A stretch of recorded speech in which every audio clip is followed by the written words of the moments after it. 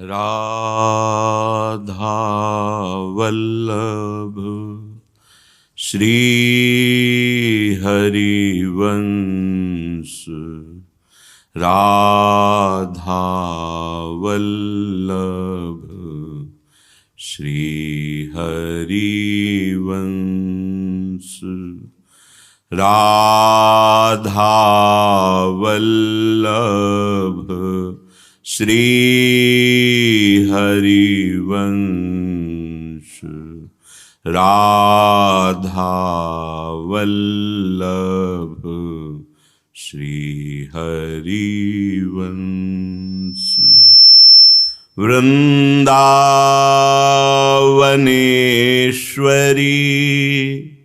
तवैव पदारविन्दम्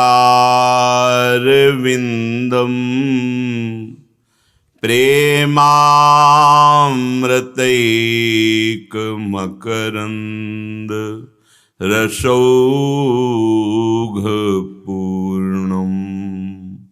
हृद्यर्पितं मधुपतेः स्मरतापमुग्रं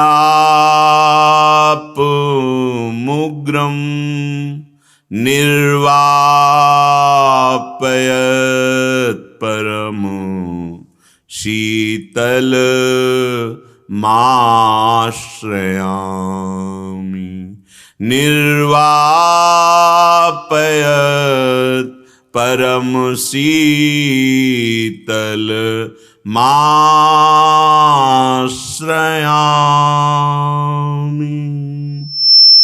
राधा राधा राधा राधा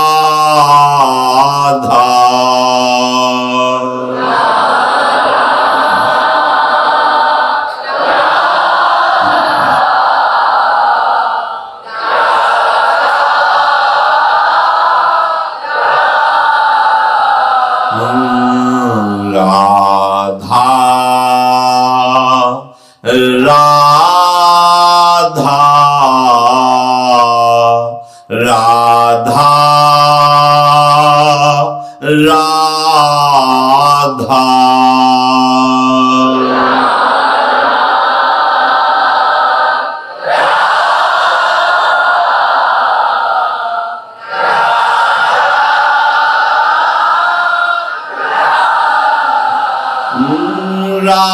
राधा राधा राधा राधा राधा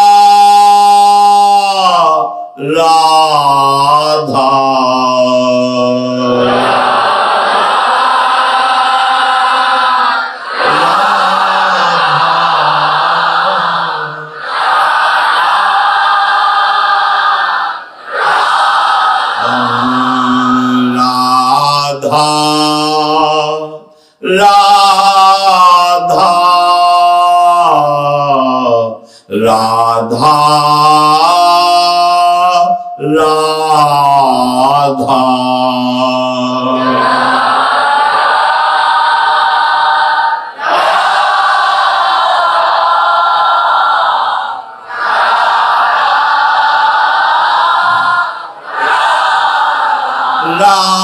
राधा राधा राधा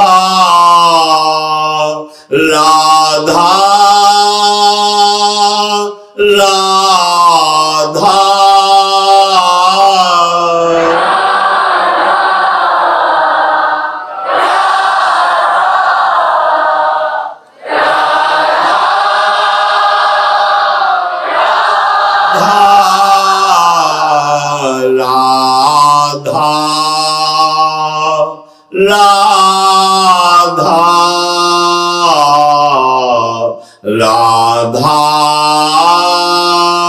राधा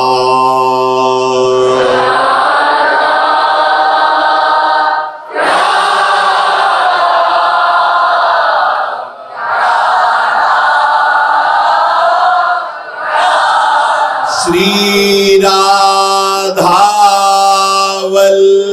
वल्लभ लाल की जय। परम सच्चिदानंद घन प्रेमानंद स्वरूप नवनिभृत निकुंज महामहिम परम पावन श्री वृंदावन धाम, श्री वृंदावन धाम के लाड़िले युगल चंद प्राणाराध्य श्री श्यामा श्याम समस्त हित परिकर निज परिकर। उपासक सदैव देखता रहे कि हमारी मन इंद्रियां कहीं भगवद वाक्यों का उल्लंघन तो नहीं कर रहे। जो प्रभु ने सिद्धांत वर्णन किया है, यदि उसके विपरीत हमारे मन और इंद्रियां जा रही हैं तो हमारा जीवन चाहे जिस भेष में हो, चाहे जिस देश में हो, वो व्यर्थ हो जाएगा। उद्देश्य दृढ़ ना होने के कारण बुद्धि कमजोर हो जाती है, मन बलवान हो जाता है, इंद्रियां प्रबल हो जाती हैं और साधक साधन मार्ग से भ्रष्ट हो जाता है। उसको भ्रष्ट होना अच्छा लगता है क्योंकि वो आत्मानंद भगवदानंद की बातें भले कर ले, उसका लक्ष्य नहीं है। अगर लक्ष्य दृढ़ है तो कैसे वो घाटा बर्दाश्त कर सकता है। जैसे व्यापारी लाभ के लिए जब व्यापार करता है तो थोड़ा भी घाटा उसके हृदय में जलन पैदा कर देता है, बेचैनी। ऐसे ही साधक जब लक्ष्य बनाए है सत्य मार्ग में चलकर सत्य वस्तु का बोध, तो फिर आज्ञा उल्लंघन कैसे कर सकता है। शास्त्र आज्ञा गुरु आज्ञा कैसे उल्लंघन कर सकता है। इसका मतलब प्रमाद स्थिति है। प्रमाद अर्थात सत्य वस्तु की प्राप्ति की प्रबल चाह नहीं है। प्रबल चाह में प्रमाद नहीं रहता।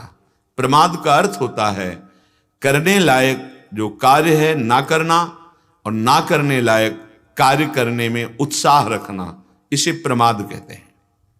उपासक अगर प्रमाद से ग्रसित रहेगा तो सत्य मार्ग में चलने की बातें करेगा पर सत्य मार्ग की यात्रा नहीं कर पाएगा। इसलिए बहुत सावधान। ये जीवन खिलवाड़ के लिए नहीं मिला है। जो मोह निद्रा में शयन करके मनोरथ कल्पना रूपी नाना प्रकार के स्वप्नों में सुख दुख का अनुभव कर रहे हैं, उनकी बात अलग है।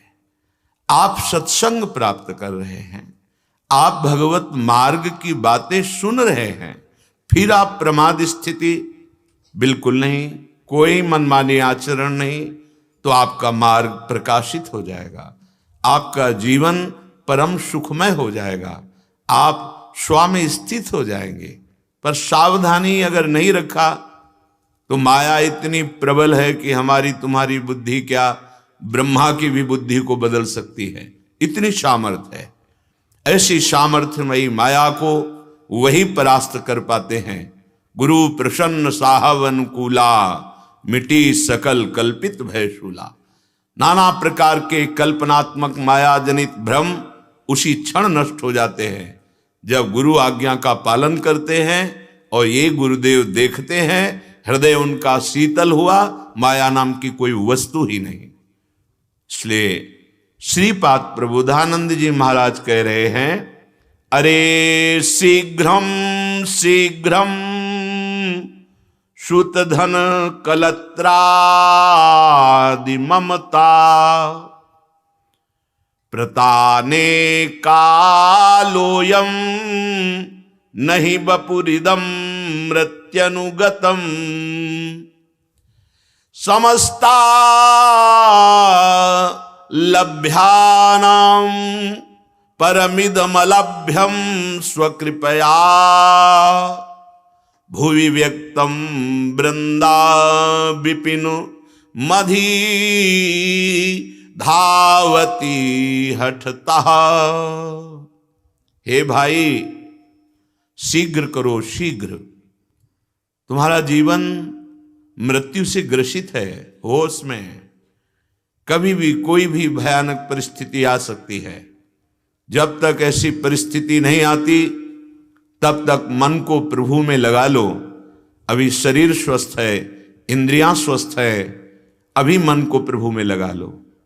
यदि तुमने अपने मन को सूत धन कलत्रादि ममता, पुत्र में ममता, पत्नी में ममता, धन में ममता, घर में ममता, भोगों में आसक्ति, तो किस मन इंद्रियों से आप सत्य मार्ग में चलेंगे? कैसे आप प्रभु का भजन करेंगे? देखो, यदि स्वस्थ अवस्था में आपने भजन नहीं किया तो आप इस भाव में मत रहिएगा कि सब काम हो जाएगा तब बुढ़ापे में भजन कर लेंगे। पहली बात तो बुढ़ापा आएगा कि नहीं पता ही नहीं। श्रीपाद कह रहे हैं, प्रताने कालोयम नहीं बपुरिदम मृत्युनुगतम। क्या तुम्हें पता है कि तुम्हारी मृत्यु कब होगी? ये शरीर मृत्यु का शिकार है, किसी भी क्षण हो सकता है।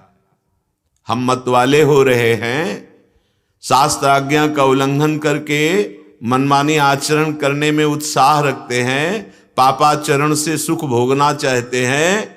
होश में, ये शरीर मृत्यु का शिकार है।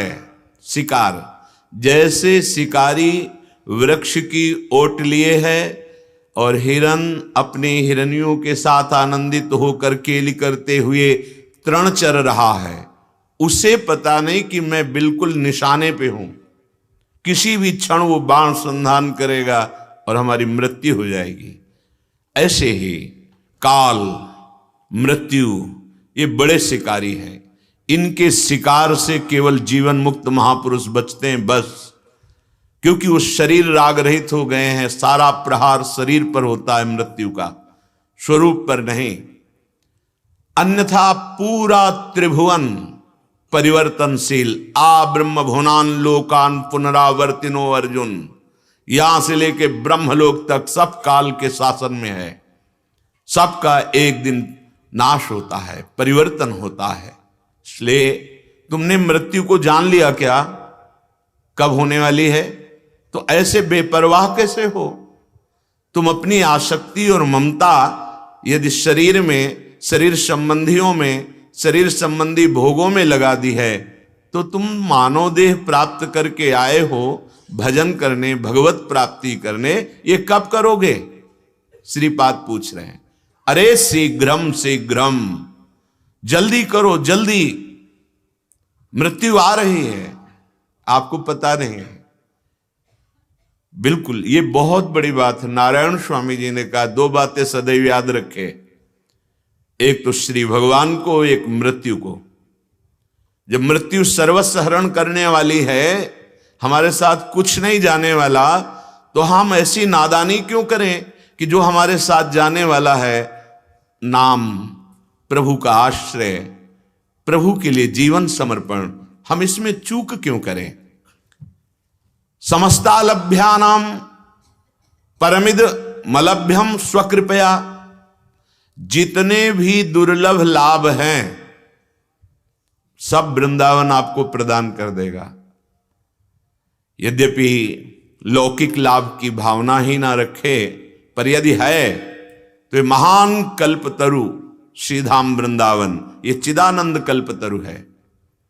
स्वर्ग का कल्पतरु परिवर्तनशील, नाशवान कामनाओं की पूर्ति करने वाला, वृंदावन एक रस सच्चिदानंद घन, परम लाभ श्री प्रिया प्रीतम की प्रेम लक्षणा भक्ति श्रीअंग सेवा प्रदान करने वाला कल्पतरु है।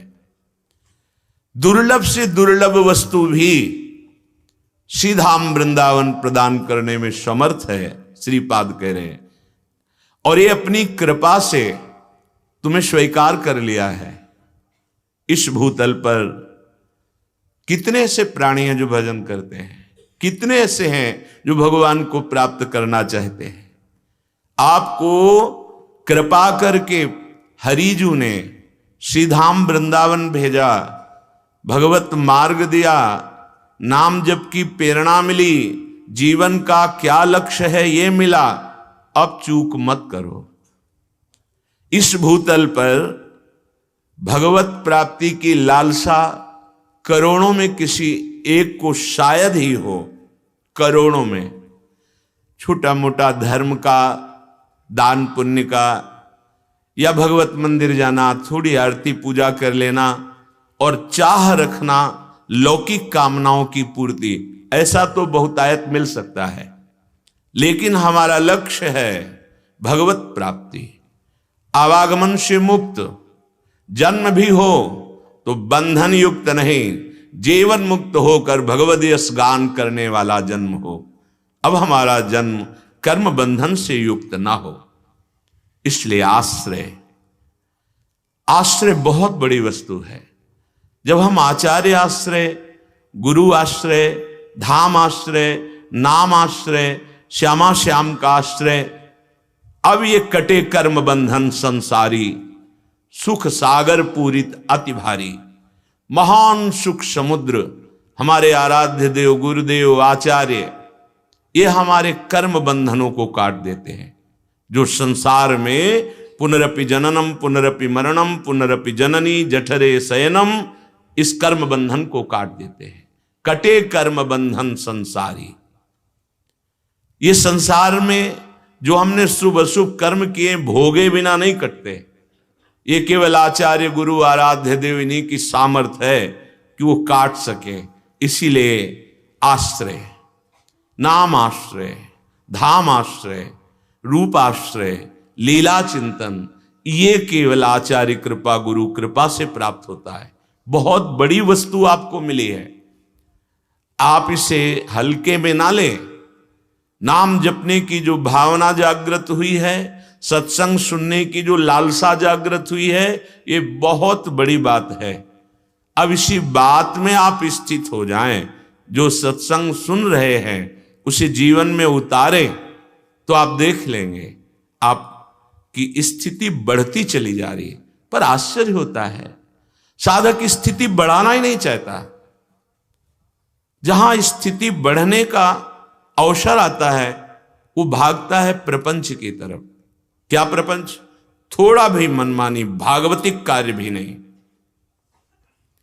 लौकिक कार्य की तो बात जाने दो, भागवतिक कार्य भी नहीं। आज वो भागवतिक कार्य के लिए आज्ञा उल्लंघन कराएगा, कल वो प्रपंच के लिए करा देगा।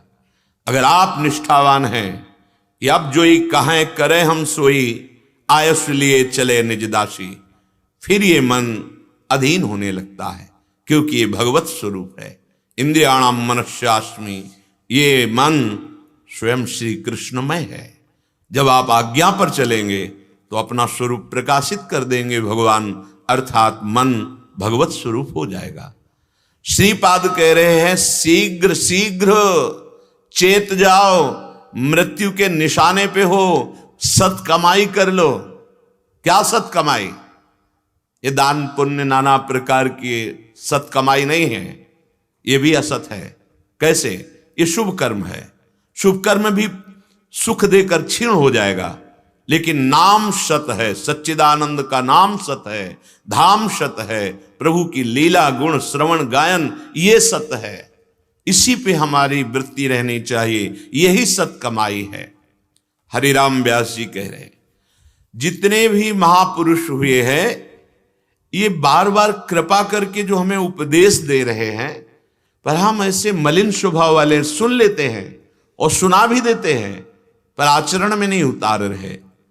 कह रहे हैं, वृंदावन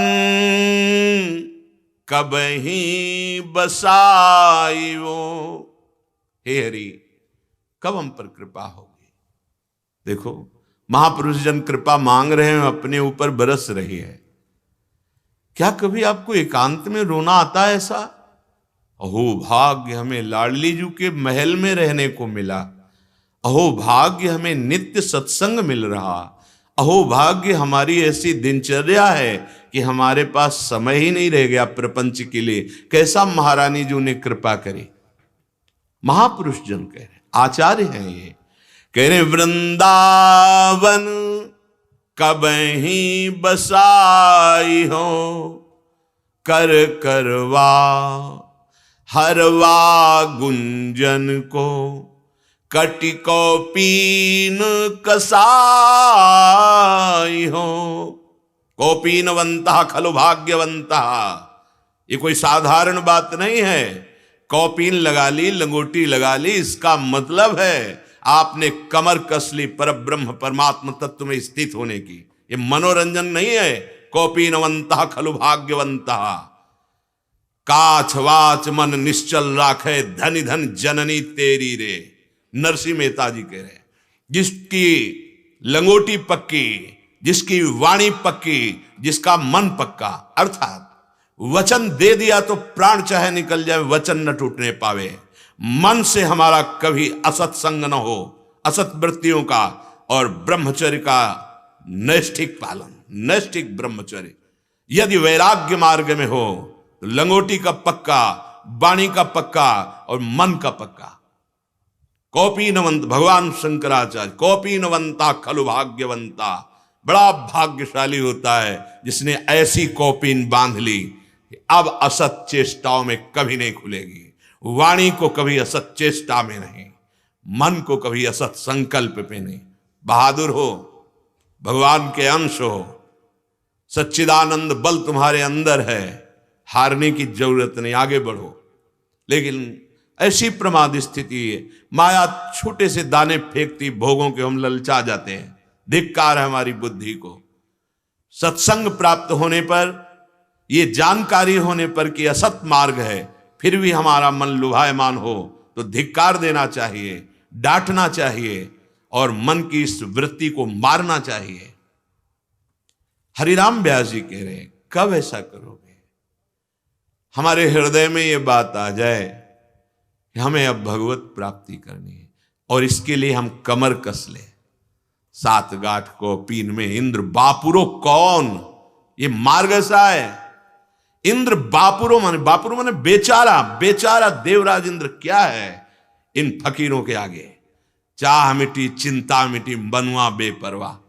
साधना किस बात की हो रही है? साधना, चाहना। साधना का मतलब है हम जो साधना कर रहे हैं, साधना कोई अन्य चाह ना रह जाए, एक चाह मात्र प्रभु के मिलन की, तभी साधना। चूक हो जाती है, सबसे चूक होती, पर बार बार चूक होती रहे वो साधक नहीं होता, वो भ्रष्ट विषयी होता है। साधक से भी चूक हो सकती है, एक बार फिसल गया, दूसरी बार लड़खड़ा गया, तीसरी बार दौड़ पड़ा, उसे कोई पकड़ नहीं सकता, क्योंकि भगवत पार्षद पद पर जा रहा है। ऐसे अपने मन को ढिलाई दोगे, ना हरि को अच्छा लगेगा, ना गुरु को अच्छा लगेगा। हरि की कृपा अहेतुकी है, वो आपको स्वीकार किए हुए है। आप में कोई गुण नहीं है कि आपके किसी गुण को, किसी महिमा को, किसी प्रताप को देखकर हरि ने स्वीकार किया है। इसलिए आप उस कृपा का अनादर मत करें, कृपा की अवहेलना मत करें।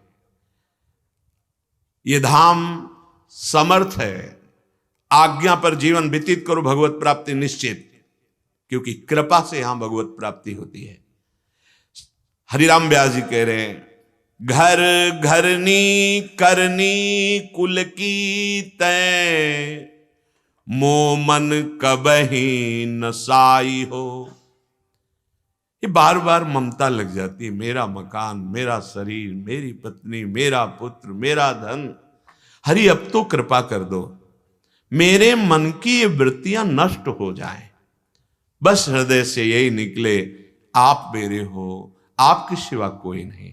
आपके ही भाव से मैं सबको प्यार करूं, आपके ही भाव से हम सबकी सेवा करूं, यह हमारी वृत्ति हो जाए। चलो, गृहस्थ के लिए तो यह हुआ, लेकिन विरक्त के लिए घरनी क्या है? बुद्धि।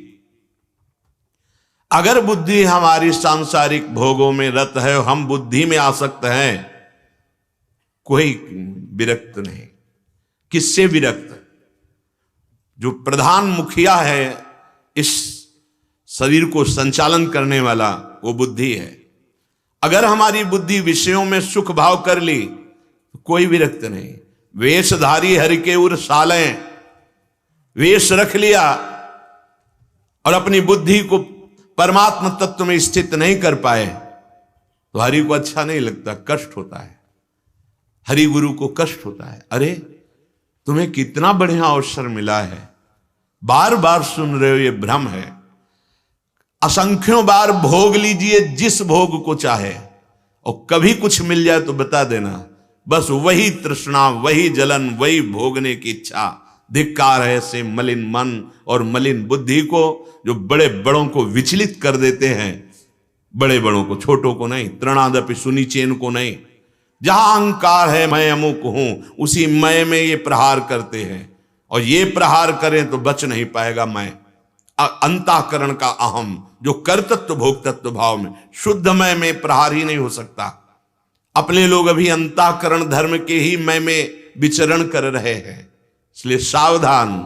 घर घरनी करनी कुल की तय, मोमन कबहि न साई हो। नाक सकोरी बिदोरी बदनिन, विमुखन कबहि हसाई हो।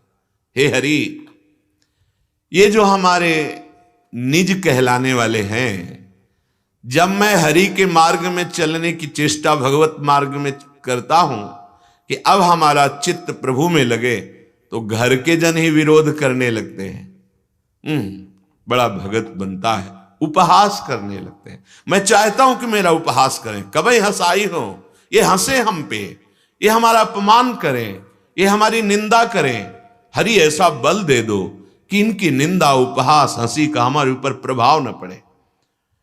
भक्ति को कैसे पुष्ट किया जाता है? महापुरुषों के वचन से। हाँ, ये सहना पड़ता है। सामने से गाली मिलती है, सामने से, सामने दे रहा है, ये नहीं कि सहा नहीं जाता, सहना पड़ेगा। पूरे जीवन में देखा, सामने से ऐसे गाली दी जाती है, सामने से ऐसे कट वचन कहे जाते हैं, बस उनको प्रसाद मानकर सहना होता है। नहीं नहीं, भगवान हमारे धैर्य की परीक्षा ले रहे हैं।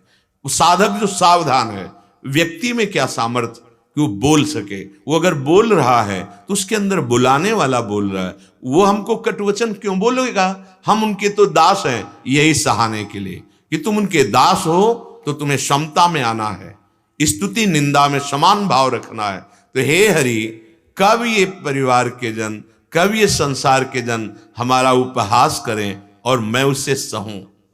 संतों ने ये याचना की है कि हमें अपमान मिले। क्यों? क्योंकि मुझे पता तो चले कि जो मैं चल रहा हूं मेरी स्थिति कहां है।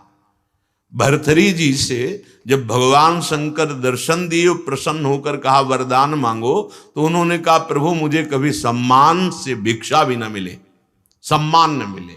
क्या प्रवीणता है इन महापुरुषों में। चक्रवर्ती सम्राट से वैराग्य लेकर के भगवान की आराधना की, वो कह रहे सम्मान से हमें कभी भिक्षा न मिले। सम्मानम कल्याति घोर गरलम, नीचापमानम सुधा। सही पूछो, परमार्थ के पथिक की दृष्टि होती सम्मान महाविष है, और अपमान नीच पुरुषों द्वारा किया हुआ ये अमृत के समान है। ये विषयी पुरुषों का सिद्धांत नहीं है, ये परमार्थ के भगवत पार्षदों का सिद्धांत है। सम्मानम कल्याति घोर गरलम, नीचापमानम सुधा। श्री राधा मुरली धरो भज सके, वृंदावनो मात्यज।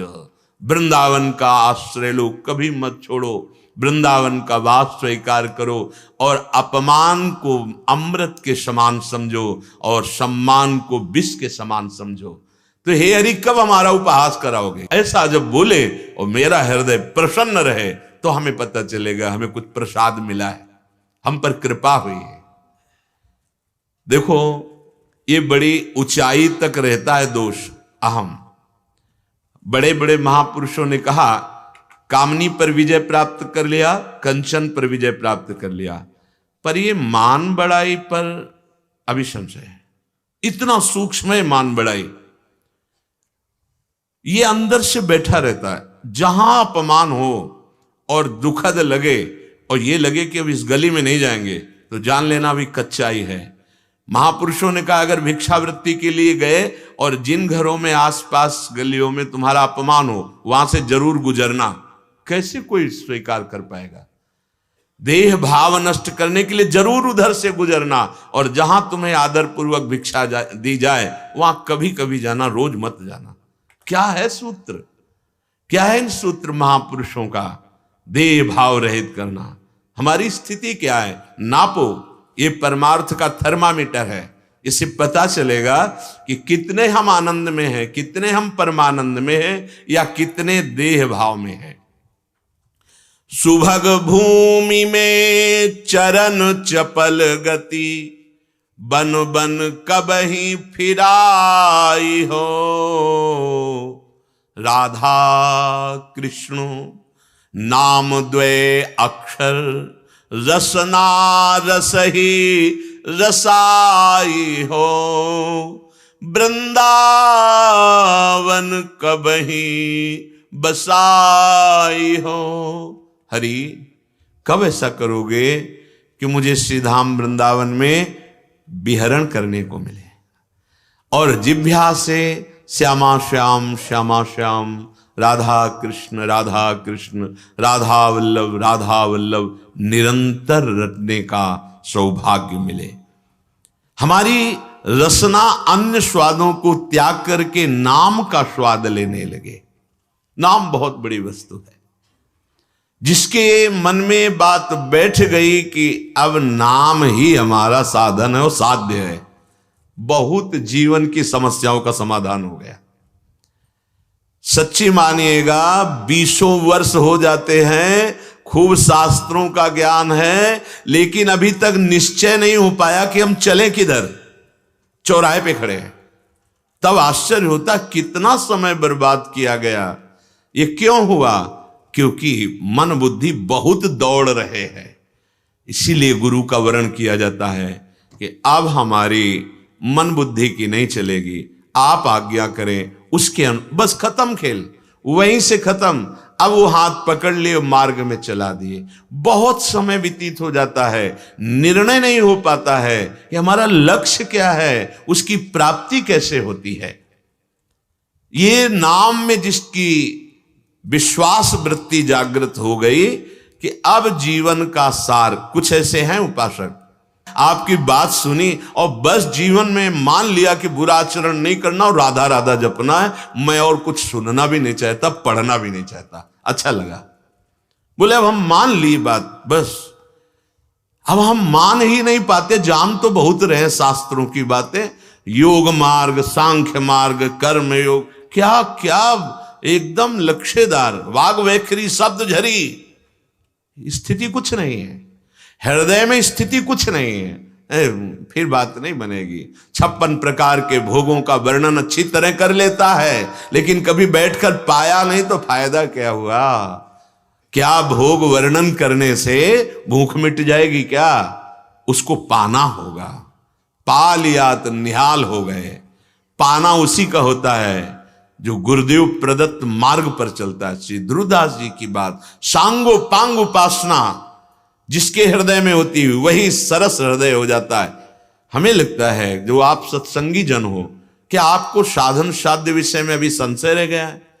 क्या अभी लग रहा है कि मुझे किस मार्ग में चलना चाहिए, मेरा लक्ष्य क्या है, क्या उपासना है? मुझे तो लगता है यदि आप ध्यान से सत्संग सुन रहे और श्यामा श्याम के शरणागत हैं तो अब साध्य साधन विषय में कोई संशय नहीं होगा। तो फिर अपने कल्याण के विषय में भी संशय त्याग दीजिए। यदि साध और साधन, हमारा साध है, हमारी चाह है, साधु माने चाह, हमारी चाह है प्रिया प्रीतम, हमारी आशा है प्रिया प्रीतम, हमारी जीवन है प्रिया प्रीतम, तो हमारी साधना भी है प्रिया प्रीतम। अब दूसरा कुछ तो हमारा अंतिम भी है प्रिया प्रीतम।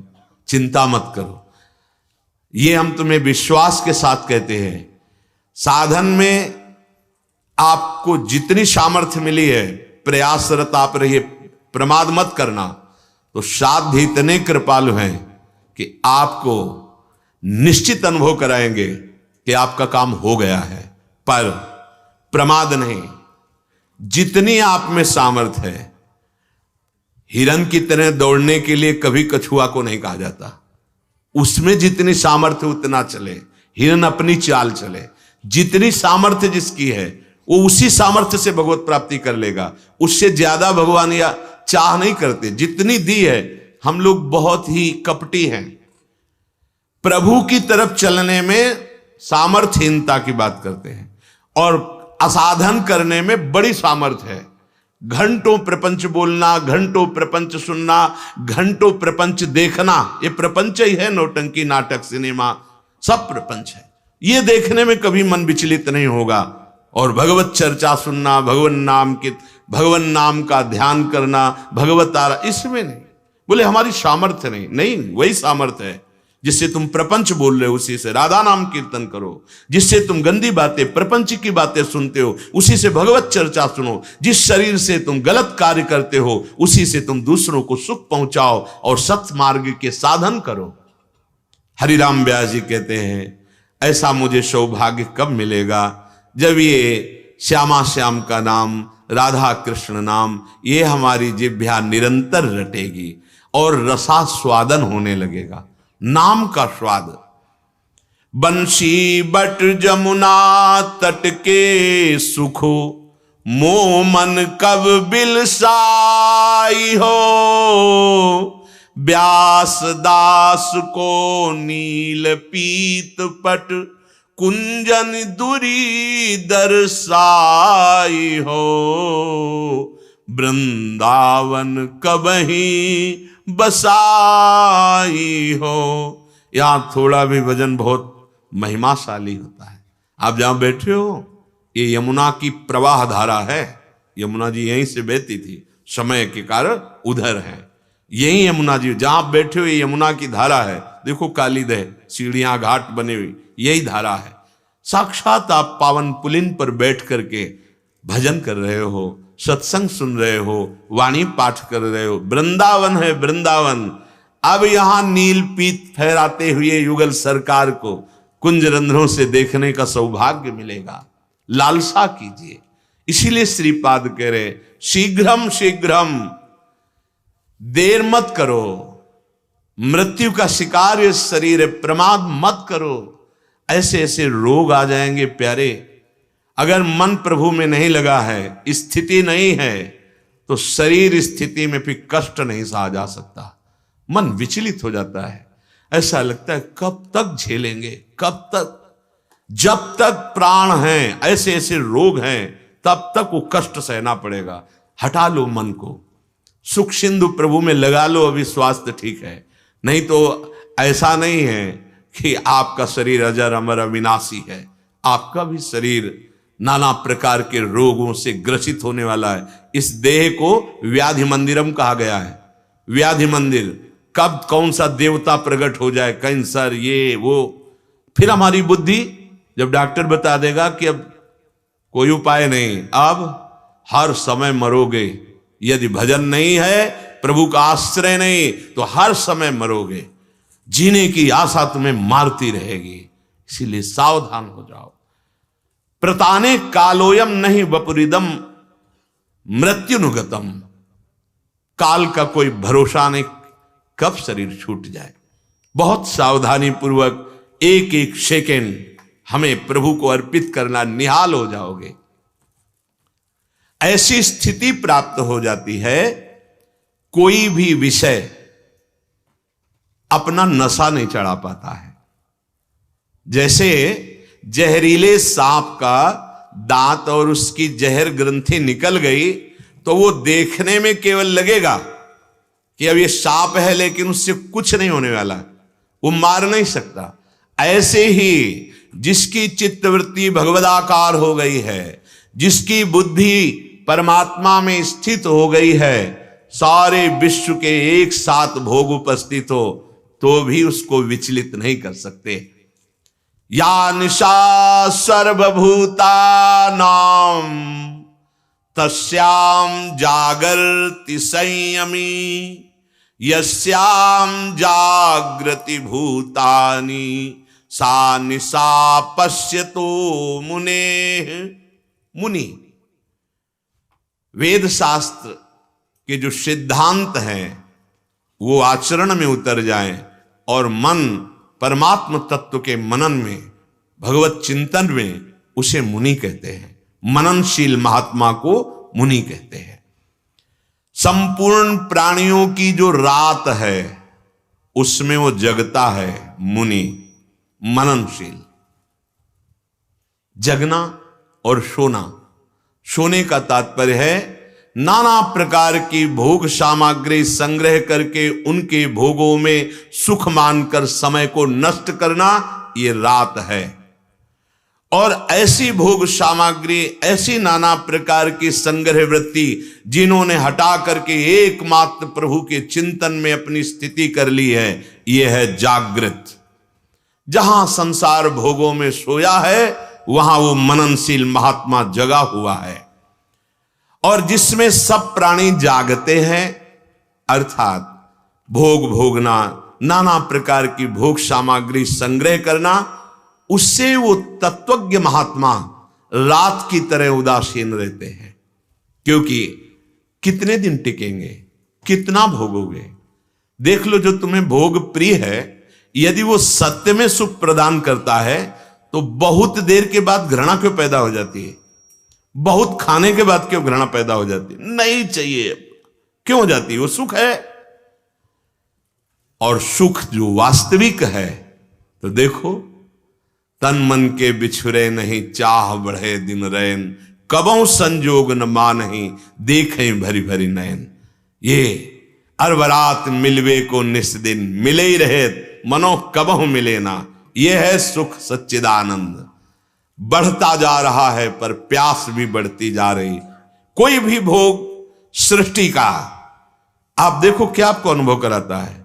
बस केवल कामना कामना। जहां आप भोग में उतरे, कोई भी भोग, शब्द स्पर्श रूप रसगंध, थोड़ी देर बाद मन कह देगा नहीं, अब नहीं। फिर वो थोड़ी देर बाद उसी कामना में, देखो ना तुम्हें ठगा जा रहा है। तुम नहीं देख रहे कि तुम्हारा नाश कर रहा है समय का ये व्यर्थ के कार्यों में। सावधान। श्री भगवान कह रहे हैं ऐसे में जैसे में संसार जागता है भोग संग्रह में, वो महात्मा मननशील उदासीन रहता है। क्योंकि वो जानता है कि ये सार वस्तु नहीं, केवल भ्रम से मुझे फंसाया जा रहा है। नहीं, इस पर हमारी दृष्टि नहीं जाएगी। तो मननशील संयमी महात्मा क्या भोग ही नहीं स्वीकार करता? मानो यहां प्रश्न बनता है कि वो उदासीन रहता तो कुछ भी नहीं भोगता, तो बिना भोग के शरीर कैसे चलेगा? खान पान वस्त्र व्यवस्था चलता है, शरीर इसी से चलता है। तो ये प्रश्न कि सांसारिक पदार्थों का वो भोग ही नहीं करता। अगर उसके पास भोग नहीं है, वो भोगता नहीं, तो जीवित कैसे है? अरे जल है, भोजन है, वस्तुएं हैं, वो कैसे स्थित रहता है? तो भगवान आगे की बात कह रहे हैं, आपूर्यमाण मचल प्रतिष्ठम समुद्रमापः प्रविशन्ति यद्वत् तद्वत् कामायं प्रविशन्ति सर्वे सा शांति माप्नोति न काम कामी। ये स्थिति है, ये भगवान स्थिति का वर्णन करते हैं। जैसे संपूर्ण नदियां खूब उफान भरती हुई जल के द्वारा समुद्र को परिपूर्णता समर्पित होती है, पर क्या समुद्र में कभी उफान आया, मर्यादा से विचलित हुआ? नहीं, अचल स्थित रहता है। ऐसे ही संपूर्ण भोग पदार्थ विश्व के उस मननशील संयमी महात्मा के हृदय में कभी आकर्षण नहीं पैदा कर सकते। खूब भोग सामग्री, खूब वैभव, जैसे समुद्र में सब नदियां गिर रही हैं। और यह होता है, जो ऊंचाई की स्थिति में पहुंचते हैं वास्तविक सत्य मार्ग में, तो रिद्धियां सिद्धियां वैभव यश कीर्ति ये सब उनको घेर लेते हैं, पर उनके हृदय में वैसे ही स्थिति रहती जैसे सब नदियों के गिरने पर समुद्र में कभी उफान नहीं आता, कभी वो मर्यादा से विचलित नहीं होता। कोई भी विकार जिसकी बुद्धि भगवत चरणारविंद में स्थित हो गई है, भोग पैदा ही नहीं कर सकते विकार। वही उपासक परम शांति को प्राप्त हो चुका है, ये माना जाता। तभी जनक जी ने परीक्षा स्वरूप श्री सुखदेव जी महाराज की ली थी। 2 परीक्षाएं ली थी। पहली देहमान की, जे ही सूचना पहुंची कि परमहंस सुखदेव जी दिगंबर 16 वर्ष की अवस्था दरवाजे पर प्रधान द्वार पर आए हुए हैं, क्या आज्ञा है, वो आपसे मिलना चाहते हैं। बोले खड़े रहने दो वहीं। 7 दिन 7 रात्रि कोई उत्तर नहीं। घंटे 2 घंटे में विचलित हो जाएंगे कि बोलो ना, या हाँ बोलो या ना बोलो, खड़े क्यों किए हो। रोज पूछते कि मुखारविंद की आकृति में कोई फर्क पड़ा? बोले नहीं महाराज, जैसी प्रसन्न मुद्रा आते हुए थी वैसे ही 7 दिन 7 रात्रि कोई परिवर्तन नहीं। महल में ले जाओ, 9 युवतियों के द्वारा विविध प्रकार की सेवाएं, खान, आप तो दिगंबर ही रहते थे, खान पान सुख सामग्री सब। रोज युवतियों से पूछा जाता, कुछ भी मुखाकृति चेष्टा परिवर्तित?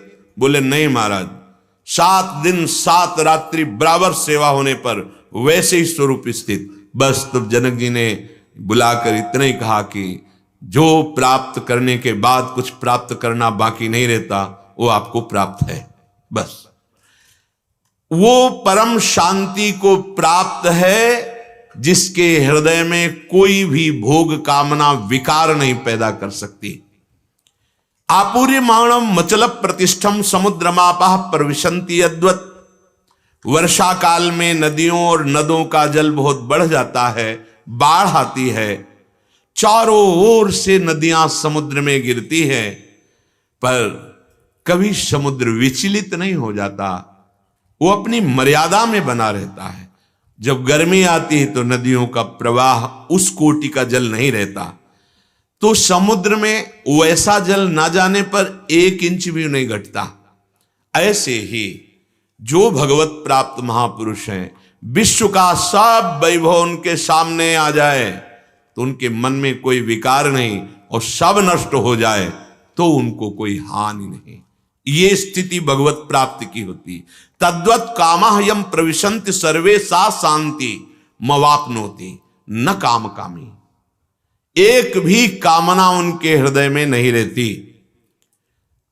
संसार के संपूर्ण भोग उस महापुरुष को कभी भी संयम से विचलित नहीं कर सकते, क्योंकि वो पहले ही साधन काल में शरीर और इंद्रियों का राग त्याग चुके हैं। अंतःकरण सुख दुख रूपी क्षमता से युक्त हो चुका है। उनको जो शांति प्राप्त होती है उस शांति को कभी कोई अशांति में बदल नहीं सकता, कोई घटना, वस्तु, व्यक्ति, परिस्थिति। जिनके मन में भोग पदार्थों की कामना है वो कभी उस शांति का परिचय ही नहीं जान सकते। भगवान का स्वरूप है, वही हमारा स्वरूप है। भगवान का स्वरूप शांताकारम, शांत स्वरूप। ऐसे ही हर हृदय में वही परम तत्व विराजमान है जो शांत है। इसीलिए भाव में सबसे पहला भाव रखा गया है शांत भाव, अर्थात स्वरूप बोध। आत्म तत्व का बोध प्राप्त किए हुए महापुरुष ही ये दास्य भाव, सख्य भाव, वात्सल्य भाव, कांता भाव, सहचरी भाव, ये भाव दे उसी स्वरूप का है। पहले शांत भाव। अब ये समुद्र का और जल का उदाहरण भगवान ने दिया है, पर केवल समझाने मात्र के लिए ये उदाहरण फिट नहीं होता स्वरूप में, क्योंकि स्वरूप तक ना किसी भोगों की पहुंच है और ना स्वरूप में कभी कोई विकार की गुंजाइश थी, ना है, ना रहेगी। ये केवल एक उदाहरण मात्र है, क्योंकि समुद्र एक जड़ वस्तु है। जल ये इसी पंचभूतों में ही तो है ना, और वो चैतन्य घन है। चैतन्य घन आत्म तत्व की स्थिति का इस जड़ समुद्र से केवल इशारे मात्र के लिए उदाहरण दिया गया है।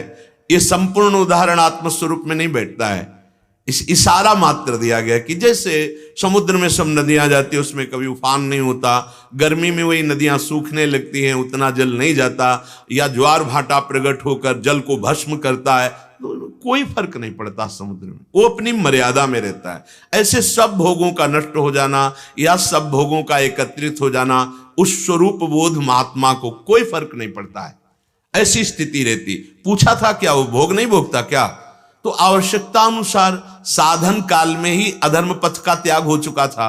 अब सिद्धावस्था मुझसे अधर्माचरण होने की गुंजाइश ही नहीं। नहीं स्वात्मारामम विषय मृग तृष्णाम भ्रमयति, उदाहरण पीछे दिया गया था, जैसे किसी पशु भैंस के आगे मानो 1 कुंटल सोना रख दिया, उसको कोई फर्क पड़ेगा क्या? पर वो अज्ञान से युक्त है। और ये ज्ञानी महात्मा समलोष्टात्म कांचना, पत्थर का टुकड़ा, माटी का ढेला और स्वर्ण का थपिया, एक ही जैसा उसका भाव है, उसमें कहीं महत्व बुद्धि नहीं। पर जब व्यवहार करेगा तो व्यवहार में अंतर दिखाई देगा। वो उसे सुव्यवस्थित रखेगा पर उसका महत्व नहीं। ये अंतर का विषय होता है। आगे भगवान कह रहे हैं, विहाय कामान्यः सर्वान् पुमाश्चरति निस्पृहा। ये श्लोक आदर्श मानकर साधकों को धारण करना चाहिए और ये सिद्धों में ये स्थिति होती है।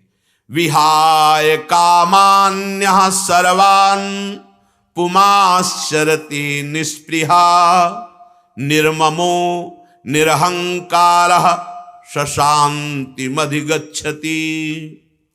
जो उपासक संपूर्ण कामनाओं का त्याग करके स्पृहा रहित, ममता रहित, अहंकार रहित होकर आचरण करता है, वह परम शांति को प्राप्त होता है। श्री भगवान कह रहे, विहाय कामान्यः सर्वान् पुमाश्चरति निस्पृहा। देखो, एक कामना करके भोजन करता है, आज ये बने, आज ऐसा फंस रहा है, वो रसेंद्री फंसा रही है। हर कामना से, चिंतन से, संकल्प से युक्त होकर इंद्रियों को भोगों में संयोग देना, ये बंधन कारक है, ये आपकी दुर्गति कर देगा। और अपने जीवन निर्वाह के लिए भगवत विधान मानकर भगवत प्रसाद रूप स्वीकार करना, ये आपको जीवन मुक्त कर देगा। बात वही है, आज हमारी ये पाने की इच्छा है, अच्छा तो श्री जी की इच्छा ऐसी हुई होगी, आज ये अगर विधान है तो बनाते हैं, भोग लगाते हैं, भोग पधराया, भावना कर रहे, प्रिया प्रीतम पा रहे, मंजीरा उठाया, नाम कीर्तन कर रहे, पद गायन कर रहे, आचमन कराया श्री जी, वो प्रसाद अब वो जीवन मुक्तता की तरफ ले जाएगा। और भी जो गृहस्थी के भोग हैं, धर्मयुक्त भोग, भगवत प्रसाद रूप, भगवत प्रसन्नता हेतु मानकर, वो आपको बांधेंगे नहीं। हम कामना करके जब भोग भोगते हैं, वो हमारे पतन का कारण है। सर्वान् पुमाश्चरति निस्पृहा, वह महापुरुष किसी भी कामना से युक्त नहीं रहता, इसलिए निष्प्रिय विचरण करता है, अर्थात निष्प्रिय भोगों में रहता है। बस जहर है, जहर आसक्ति, भोग वासना, उसमें सुख बुद्धि, ये जहर हट जाए तो बस वैसे ही हो गया जैसे सांप का जहर निकल गया, आप कुछ नहीं कर पाएगा। भोगों में जहर है आसक्ति, भोगने की प्रबल इच्छा, इसमें सुख है, ये जहर है। विचार में जहर है अहंकार, संबंधों में जहर है आसक्ति, क्रियाओं में जहर है अहम, मैं करता, मैंने किया, फलासक्ति। यही सत्संग आपको जहर रहित करता है।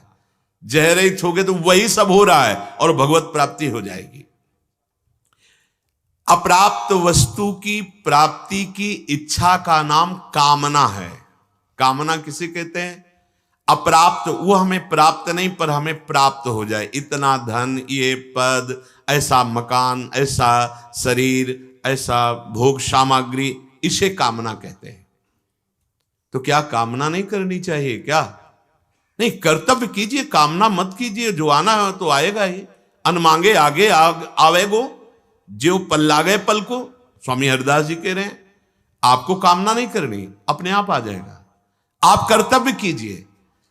अब यह होता है कि बिना कामना के कर्तव्य कैसे करें? यही संसारिकता है, यही आपकी मलिनता है। कर्तव्य भगवत आज्ञा का पालन करने के लिए कीजिए। जगह जगह शास्त्रों में पाया गया, ये प्रियव्रत जी ने तपस्या की, उनको अनुभव हो गया कि संसार झूठा। ब्रह्मा जी आए और कहा हमारी आज्ञा है, ब्याह कीजिए और गृहस्थी धर्म का पालन करके भगवान की सृष्टि पूजा कीजिए, यथावत की। जब ज्ञान हो गया है, अब हमें स्वांग करना है।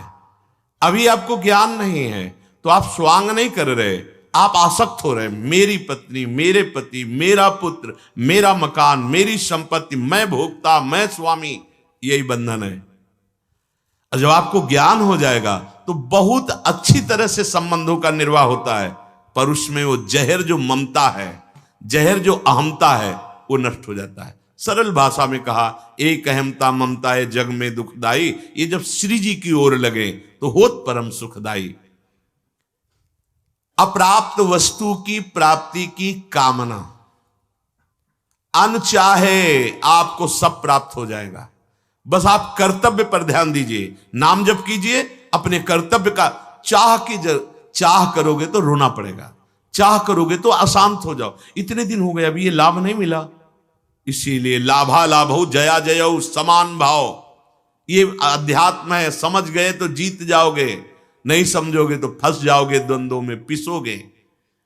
अप्राप्त वस्तु की प्राप्ति की इच्छा करने का नाम कामना है। स्थित प्रज्ञ महापुरुष में ऐसी कोई कामना नहीं होती। क्यों?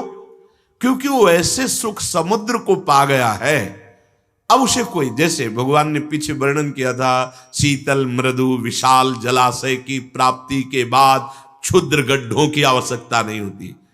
वो ऐसे आनंद समुद्र को प्राप्त हो रहा है, उसके अंदर कोई कामना नहीं। तो उसके अंदर कोई कामना नहीं, वो प्राप्त कर चुका है, लेकिन मुझे वही प्राप्त करने की कामना करनी है, केवल वही कामना करनी, जिसके मिलने के बाद कुछ मिलना बाकी नहीं रहता, जिसके जान लेने के बाद कुछ जानना बाकी नहीं रहता, वो है प्रभु, वह है परमात्म तत्व। इसकी कामना करनी, ये छोटे छोटे भोगों की कामना नहीं। आप अपना कर्तव्य पालन कीजिए, अनमांगे आगे आवेगो। जैसे तुम दुख मांगते नहीं, लेकिन दुख आता है, भोगना पड़ता है, ऐसे तुम सुख भी मत मांगो, सुख की कामना मत करो, अपने आप आ जाएगा। कामना करो भगवत प्राप्ति की, कामना करो परमानंद स्वरूप प्रभु के मिलन की।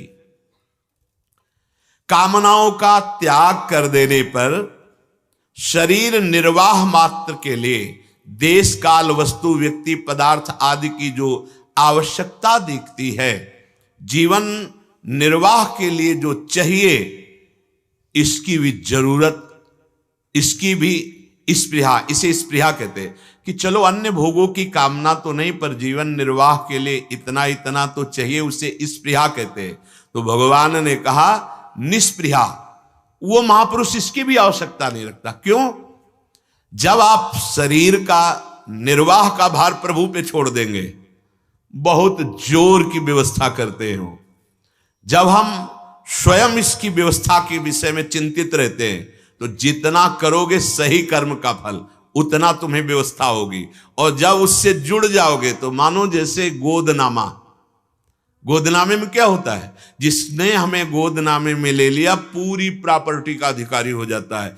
ऐसे ही भगवान का संपूर्ण विश्व ब्रह्मांड ऐश्वर्य वैभव सब कुछ उस उपासक का है, वही भगवान देंगे, जिससे तुम्हारी बुद्धि भ्रष्ट ना हो और परमात्म तत्व के स्थिति प्राप्त करने के योग्य हो। बेपरवाह योगक्षेमम भाव में हम भरोसा। जीवन निर्वाह की जो चाह होती उसका नाम स्पृहा, उस महापुरुष में स्पृहा भी नहीं होती, निस्पृहा। विहाय कामान्या सर्वान पुमाश्रति निस्पृहा। पहचानो अपने आप को, हर श्लोक आपका वो अपनी स्थिति की झांकी कराएगा कि तुम क्या हो। विहाय कामान्य समस्त कामनाएं त्याग दी, सर्वान पुमाश्रति निस्पृहा। आप जीवन की कोई, न जीने की इच्छा, न जीवन निर्वाह की इच्छा, कोई न मरने का भय। कैसी स्थिति है, आप भावना भी नहीं कर सकते, कल्पना भी नहीं कर सकते कि कैसा परमानंद होगा ऐसे महापुरुष के हृदय में।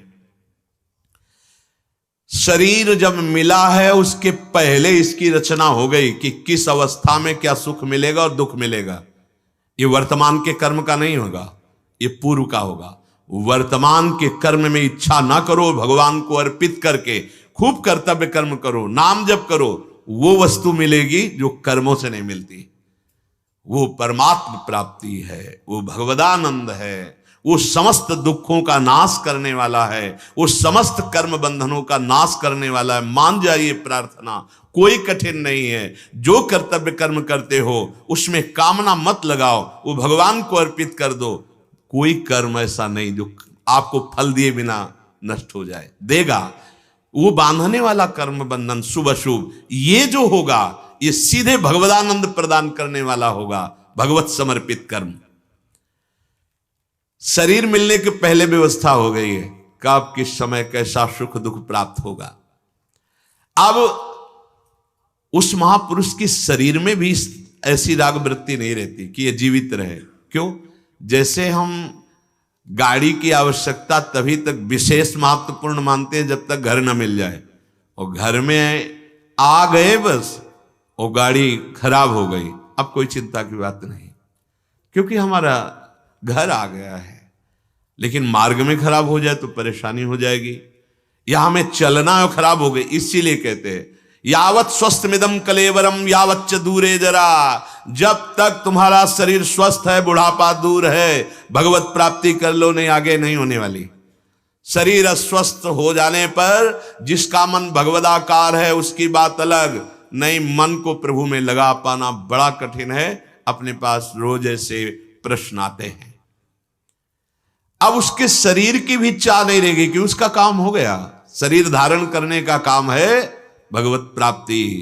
अब तो बेपरवाह हो गया, मरने से सब जग डरा मेरो मन आनंद। अब उसमें मृत्यु का भी भय नहीं रह गया और जीने की भी चाह नहीं रह गई। निष्प्रिय होने का अर्थ है कि उसके पास स्वाभाविक जो आवश्यकताएं उसके शरीर के, उसके चाह नहीं है, अपने आप भीड़ लगी रहेगी उसको। क्यों? क्योंकि उसने उस परम वस्तु को प्राप्त कर लिया है।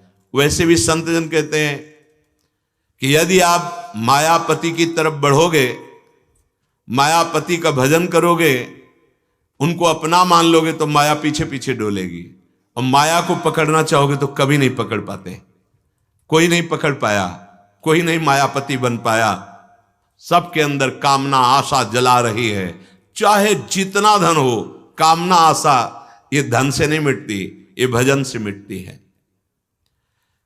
वस्तुओं का, पदार्थों का, आवश्यकताओं का उसके पास समय समय पर जो बिल्कुल निष्प्रिय है, हर व्यवस्था चरण चूमती रहती है उनके, और वो वस्तुएं, वो भोग सामग्रियां सार्थक हो जाती है।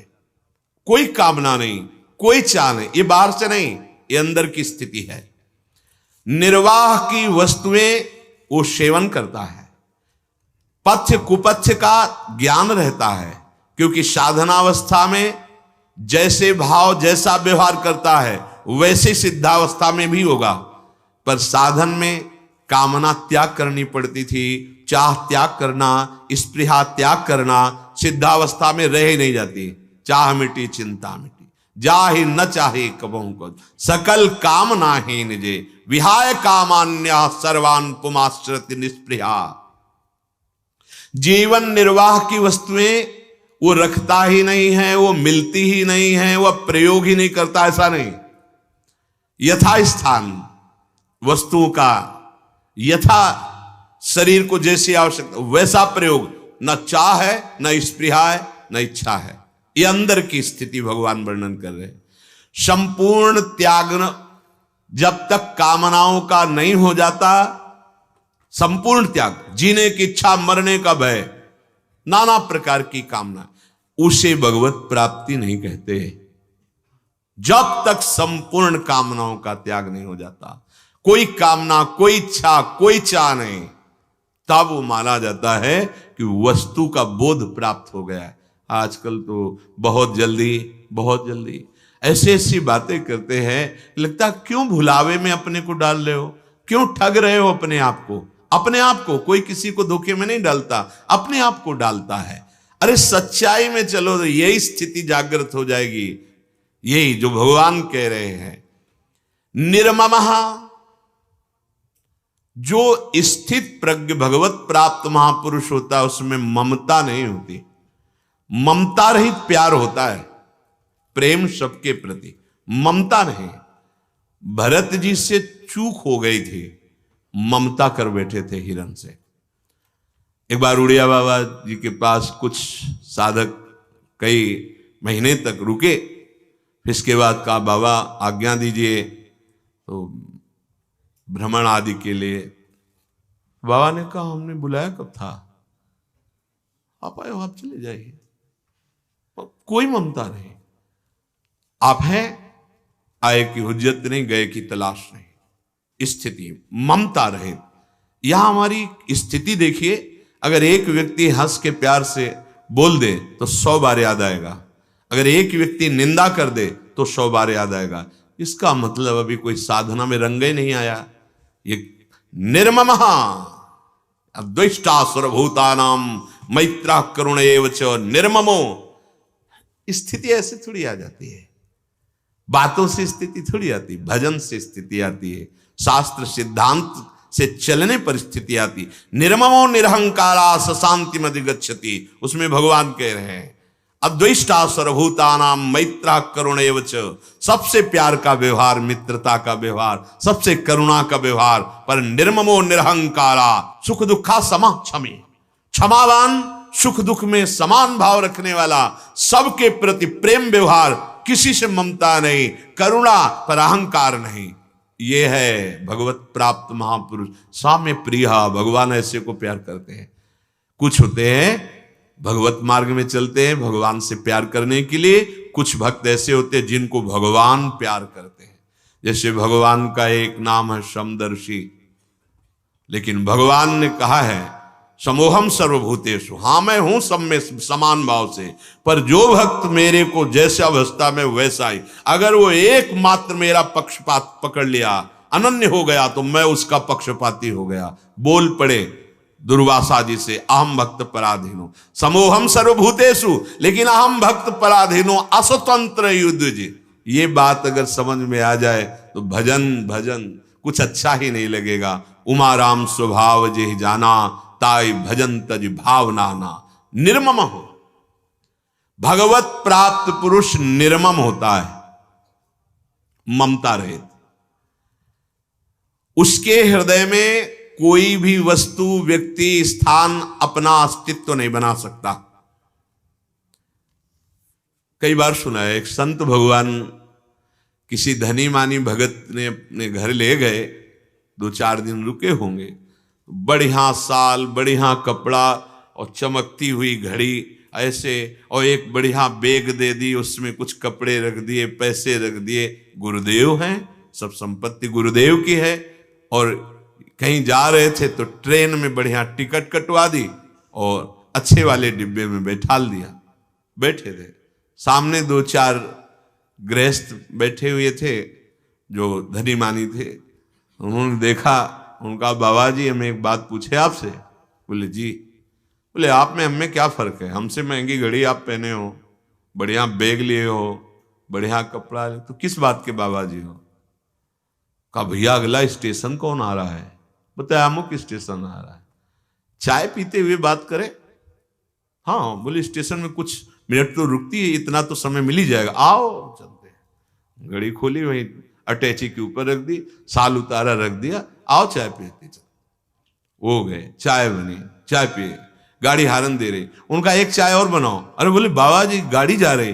बोले अब हमारा विचार बदल गया, इधर जा। और बोले अटैची वो सब।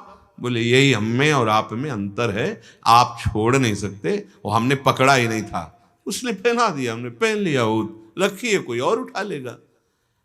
निर्मम, न किसी वस्तु में, न किसी व्यक्ति में, न किसी स्थान में ममता नहीं। ममता रहित स्थिति अंदर की, बाहर की प्यार दृष्टि देखकर आपको लगेगा इनसे ज्यादा ममता किसके हो सकती है, मां से अधिक ममता। जैसे बच्चा खेलने गया है पर मां कार्य कर रही है, पर उसकी एक मानसिक और एक बाह्य दृष्टि पुत्र पे ही रहती। कैसे, कुछ हो तो नहीं जाएगा, कहां खेल रहा है, कैसे खेल रहा है। इससे भी अधिक अध्यात्म दृष्टि गुरुजनों की रहती है अपने जनों पर। कहीं ऐसे खेल में तो नहीं खेल रहा है जिससे फंस जाए, माया का जाल उसे फंसा ले। बहुत सावधान। निर्ममा, उनके प्यार को ममता न समझा जाए, केवल वो संबंध का, एक तो भागवतिक संबंध और दूसरी बात आपका संबंध जो देह से है, संसार से है, वो हटाकर प्रभु में लगाने के लिए। और अगर आप कहीं भी दिखाई दे दे कि आप भगवत संबंध से रहित हैं, हो रहे हैं, फिर आप उनको देख लीजिए, निर्मम, ममता रहित, पर प्रीति में उनका व्यवहार होता है। ऐसा नहीं, बड़े बड़े महापुरुषों को देखा है प्रीति में व्यवहार होता, दोनों एक साथ देखा है, क्योंकि आराध्य देव में भी ऐसा देखा गया है। जो भगवत विमुक्ता से कार्य करता है, भगवान कह रहे मैं उनके लिए काल स्वरूप हूं, और जो आज्ञा का पालन करते हुए उनके अनुसार चलता है, शास्त्र सिद्धांत के अनुसार, भगवान उनके दास बनने में भी संकोच नहीं करते। कैसे कोई भगवान को जान, ऐसे ही उनके दासों का स्वभाव होता है। यदि भगवत मार्ग में चल रहे हो अपार प्यार आप पर, और यदि विमुख चल रहे हो तो वही बिल्कुल निरपेक्ष हो जाएंगे, बिल्कुल निरपेक्ष। आप ऐसा न समझें कि उनके हृदय में ममता है, नहीं, वो मोह जनित प्यार नहीं, वो ज्ञान जनित है, वो भक्ति जनित है, वो विवेक पूर्वक है। अपने गुणाभिमान को देख करके ऐसा लगता है कि कुछ तो हम होंगे जो हमें प्यार कर रहे हैं, नहीं, ये वो हमको गुणातीत करने के लिए प्यार कर रहे हैं, गुणों को प्यार नहीं करते। संत जन गुरुजन गुणों को प्यार नहीं करते, वो आपको प्यार करते हैं गुणातीत करने के लिए। निर्ममो, कोई भी भगवत प्राप्त महापुरुष किसी भी वस्तु व्यक्ति स्थान में ममता नहीं करता, क्योंकि ये साधन काल में ही उसे कला प्राप्त हो गई थी कि यहां कुछ भी सत्य नहीं है, सब माया का खेल है, पहले ही पता चल गया। अब तो उस भाव में वो सिद्ध हो चुका है, अब माया नहीं दिखाई देती, अब तो गोविंद दिखाई देता है, सर्वत्र अपना प्रभु दिखाई देता है। तो प्रीति है, ममता नहीं। निरहंकार, बड़े से बड़ा कार्य हो रहा है लेकिन कर्ता भाव नहीं, ये सिद्ध महापुरुष की स्थिति। कार्य हो रहा है, कर्ता भाव नहीं है, विषय सेवन हो रहा है पर भोक्ता भाव नहीं है। ये कला, ये शरीर मैं हूं, मैंने ऐसा किया, मैंने ऐसा करूंगा, मैंने ये भोगा, मैं ऐसा भोगूंगा, ये तो साधन काल में ही नष्ट हो जाता है। साधना की तीव्र अवस्था में ही इनका नाश हो जाता है। फिर परिपक्व अवस्था, सिद्धावस्था में अहंकार कहां रह जाता है। दिखाई दे सकता है आपको, शरीर, इंद्रियां, मन, बुद्धि जिसके प्रकाश से प्रकाशित है, उस परम प्रकाश में जो स्थित महापुरुष है, अब वो देखता है कि सब क्रियाएं हो रही, गुणानुगुण वर्तनते, वो अपने को कर्ता नहीं मानता, वो अपने को भोक्ता नहीं देख रहा। ये स्थिति है, ये बुद्धि से समझ में नहीं आएगी। जब स्वतः अपना अनुभव हो जाता है, आपका अनुभव हो जाता है प्रभु का, तब ये स्थिति जागृत होती है। सब कार्य करते हुए अहंकार नहीं, समस्त भोगों का उचित सेवन करते हुए भोक्ता भाव नहीं, वो निरहंकार होता है। सभी दृश्य हैं, दृष्टा अलग है। जब दृष्टा का अनुभव हुआ तो दृष्टा, दर्शन, दृश्य, त्रिपुटी का लय हो गया, एक ही बचा। अब उसके अंदर अहंकार कैसे हो सकता है? जैसे प्रश्न उत्तर हो रहे हैं, नहीं ऐसे ऐसा ऐसा, तो आपको लगेगा बड़ा शास्त्र ज्ञान का अहंकार है। शास्त्र ज्ञान का वो अहंकार नहीं बोल रहा, वो शास्त्र सिद्धांत बोल रहा है, अहंकार नहीं बोल रहा है। मैं बहुत ज्ञानी हूं, ऐसा नहीं। जो मैं शुद्ध का अनुभव हो जाता है उसमें कुछ नहीं लगता। ज्ञानी, अज्ञानी, धनी, विद्वान, जाति पक्ष, शरीर पक्ष, पुरुष शरीर, स्त्री शरीर, ये मैं के आगे कुछ नहीं लगता। उस मैं तत्व को श्री कृष्ण कहते हैं। वो है, उसके है के आगे कुछ नहीं लगता। है के आगे जो लगता है वो सब समझाने के लिए है मैं, इसके आगे जो भी लगेगा सब माया। मैं अमुक, वो अमुक माया, जो भी लगेगा वो माया। वो उस ऐसे शुद्ध तत्व का, वह शब्द केवल संबोधन के लिए माया जनित है, उसी है का अनुभव अपने स्वरूप का हो जाता है। अब ये अहंकार नहीं रहता मैं करता और मैं भोगता। बड़ा सूक्ष्म विषय अध्यात्म का यह है। सशांतिम अधिगच्छति, स्थित प्रज्ञ को जो शांति प्राप्त होती है, महाप्रलय भी उसे अशांत नहीं कर सकता। छोटी मोटी घटना विपत्ति दुख की बात जाने दो, महाप्रलय की महान दुखमय स्थिति भी उसे अशांत नहीं कर सकती, उसके हृदय में हलचल नहीं पैदा कर सकती। अहमता रहित होने पर तत्काल शांति प्राप्त हो जाती है। ये स्वतः सिद्ध शांति प्राप्त हुई, कोई साधन वाली नहीं। जैसे भूख लगी, भूख मिटी तो लगा शांति, भोग की इच्छा की जलन हुई, वो मिल गया तो बोले शांति। ये शांति नहीं है। शांति वो जो किसी भी मिलन या विछुड़न में, चाहे वो सुख हो या दुख हो, लाभ हो या हानि हो, जय या पराजय, हलचल न पैदा कर पाए, उसे शांति कहते हैं। ये बोधवान को ही होती, भगवत प्राप्त को ही होती है। श्री राम जी के चरित्र जैसे सुनाया, उनको बिना किसी बादशाह के आदेश के खजाने से आवश्यक जनों को धन देते हुए देखकर जो वहां के अधिकारी थे, उन्होंने शिकायत की। सामने पहुंचे, आपने राज खजाने का धन बिना किसी आज्ञा के कैसे दिया? खजांची थे, रात दिन नाम जप करते थे, भगवान के सिवा उनके हृदय में किसी का मात्र नहीं था। जब कोई आता और कोई रो देता तो उदार पुरुष दे देते। उन्होंने कहा हाँ दे दिया, किसकी आज्ञा से? अब चुप हो गए। अपराध है, आपको दंड मिलेगा। प्रधान अधिकारी से कहा, जिसे काजी कहते थे, क्या दंड होना चाहिए? बोले फांसी की सजा। पास हो गए, फांसी की सजा तत्काल। आपकी आखिरी इच्छा क्या है? विट्ठल भगवान से प्यार करते थे। उनका एक बार केवल दरवाजे के सामने से निकाल दिया जाए, फिर फांसी दे दी जाए। हाँ करो, रस्सियों से बांध करके उनके सामने से बस एक झांकी करने की मांग थी। सामने ऐसे गए और बोले आप राजी हो? हम राजी हैं। कोई भी भय नहीं, कोई भी दुख नहीं, कोई भी अशांति नहीं, फांसी देने जा रहे। तत्काल भगवान पहुंच गए बादशाह के पास, जोहार की, कौन हो तुम?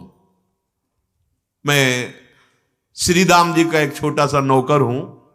सुना है मेरे मालिक को आपने खजाने से कुछ धन बांट देने के दोष में फांसी की सजा दी।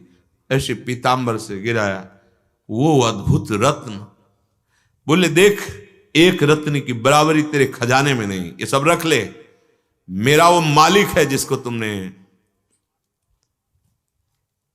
उमा राम स्वभाव दिए जा रहा। अनंत कोटि ब्रह्मांडों के स्वामी अपने दास को कह रहे हैं वो मेरा मालिक है। तुम क्या समझते हो मेरे मालिक के पास संपत्ति नहीं? आप देखो तुम्हारे खजाने में संपत्ति। तत्काल आदेश करो। तुम्हारा नाम क्या है? बोले बिट्ठू।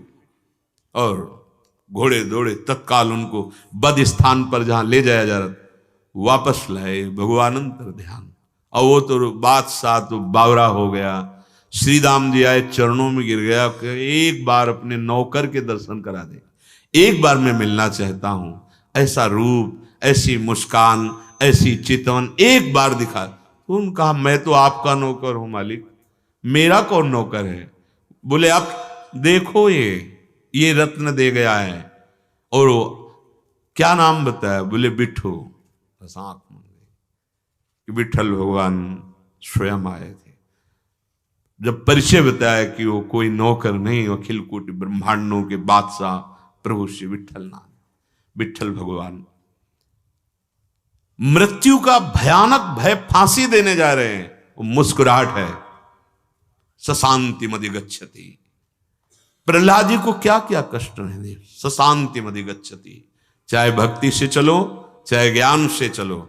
श्रद्धावान लभते ज्ञानम तत्परा संयतेन्द्रिया ज्ञानम लब्ध्वा पराम शांति मचिरेणाधिगच्छति। श्रद्धावान को शास्त्र ज्ञान प्राप्त होता है, और शास्त्र ज्ञानी वही है जो जितेंद्रीय हो जाए, और जो जितेंद्रीय हो जाता है उसे स्वरूप बोध की, क्योंकि यात्रा है उसकी, जब स्वरूप बोध को प्राप्त होता है तब शांति, परम शांति। अब कोई स्थिति, घटना, परिस्थिति, भोग, सामग्री, शुभ अशुभ, अनुकूल प्रतिकूल, उसके हृदय में कभी अशांति पैदा नहीं कर सकती। श्री भगवान कह रहे हैं कामना, स्पृहा, ममता, अहंकार, ये 4 चीजें मिटानी है साधक को। 4, इन 4 को मिटा दिया तो चौथा पुरुषार्थ जो मोक्ष पदवी है वो प्राप्त हो जाएगी। देखो, मुक्त होना आवश्यक है, चाहे जिस मार्ग में चलो। काम, क्रोध, लोभ, मोह, मद, मत्सर से मुक्त होना आवश्यक है, द्वंद्वों से मुक्त होना आवश्यक है। भक्त द्वंद्वातीत होता है, भक्त विकार रहित होता है। कोई मोक्ष पदवी उधर मत लक्ष्य करो, इससे मुक्त होने की बात। कामना, स्पृहा, कामना को समझा, सुने हुए भोग जो हमारे पास नहीं है उनको पाने की लालसा कामना कहते हैं। जीवन निर्वाह की आवश्यकता की पूर्ति हो उसे स्पृहा कहते हैं। ममता, शरीर में ममता, शरीर संबंधियों में ममता, भोगों में ममता। और अहंकार, मैंने ये किया, मैं ये करूंगा, विविध प्रकार का अहंकार, धन का, विद्या का, यौवन का, समाज, पद आदि बहुत तरह का अहंकार स्फुरित होता है। साधक को चारों को मिटाना है। इसमें मुख्य खतरा है अहंकार, मुख्य है ये अहंकार, संस्कृति का चक्र है अहंकार। ये बहुत कठिन है, ये बहुत कठिन है। देखा गया परिवार से विरक्त हो गए, चलो माना कि ममता से आप अलग हो गए, आप भोगों की कामना भी नहीं करते, ठीक है, स्पृहा भी नहीं रह गई, ठीक है, मैं अमुक अमुक का साधन, ये इसीलिए हम वर्णन करते हैं ये 4 त्यागना है। कामना, स्पृहा, ममता, अहमता, अहंकार। इन चारों में मुख्य है अहंकार। अहंकार हटा तो सब खत्म हो जाएगा। और ये सब तीनों गए, लेकिन अहंकार बना हुआ है तो अभी भगवत प्राप्ति नहीं होगी। ये बहुत सूक्ष्म है अहंकार, ये गुरु कृपा से ही नष्ट होता है। गुरु कृपा ही केवलम मोक्ष मूलम, गुरु कृपा। क्योंकि हमारे इस चोर को तो केवल गुरु जी ही देख सकते हैं, हम नहीं देख पाएंगे, नहीं देख पाए। जैसे वो कह रहे हैं तेरे को अहंकार है इस बात में, नहीं महाराज जी ऐसा कुछ नहीं, ये अहंकारी तो बोल रहे हैं। बड़ा सूक्ष्म है ये अहम, बड़ा सूक्ष्म है। एक जगह तो ऐसे हो जाओ, सदगुरुदेव के सामने तो ऐसे हो जाओ, बिना किसी कारण के वो हमें सभा में खड़ा करके अपमानित करें, तैयार रहना चाहिए। और हम बिल्कुल सही मान रहे हैं कि हम इसी योग्य हैं, हम पर बड़ी कृपा है, इसका मतलब अहंकार गलित हुआ है। अहम का नाश तो केवल एक ही इसी अस्पताल में होता है। गुरु वाक्यम मोक्ष मूलम, गुरु कृपा। गुरु वाक्य नहीं, महावाक्य हैं, उनके वचन सच्ची कहते हैं। पता ही नहीं चलता कि ये रोग है कि नहीं है, क्योंकि अपनी दृष्टि जब उससे युक्त होती है अहम से, तो अपने को कहां पता चलता है। वो तो वो पहचानते हैं जो वैद्य हैं। देखा पीलिया का रोग है, तेरे नेत्र बता रहे कि पीले हो रहे, तेरा लीवर खराब हो रहा है, अब सुधार करना चाहिए। वो देख के पता चल जाता है। कई बार ऐसा ऑपरेशन होता है। ये कैंसर से भी बुरा रोग है अहंकार, कई बार हुआ है, 1-2 बार थोड़ी हुआ। फिर उसमें थोड़ा कण बच गया, फिर वो बढ़ गया, फिर वो बढ़ गया। चतुर शिरोमणि सदगुरुदेव की नजर उसी पे रहती है बहुत बार। तब जाकर के वो कहीं फिर भी वही जाने, फिर भी कह दे कि हो गया तो पूरा वही जाने क्योंकि ये ऐसा रोग है संस्कृति मूल का। तो यहां कह रहे हैं कि यद्यपि कामना, स्पृहा, ममता, अहंकार, ये चारों त्यागने, पर साधक के लिए मुख्य बात है अहंकार। अच्छा, देहाभिमान गया तो कामना गई, देहाभिमान गया तो ममता स्पृहा गई। सारा खेल इसी देहाभिमान से है। भगवान यहां कह रहे निरहंकार सशांति मधिगच्छति। जो अहंकार रहित हो गया है वही परम शांति को प्राप्त होता है। इसकी व्याख्या आगे। श्री राधा वल्लभ लाल की।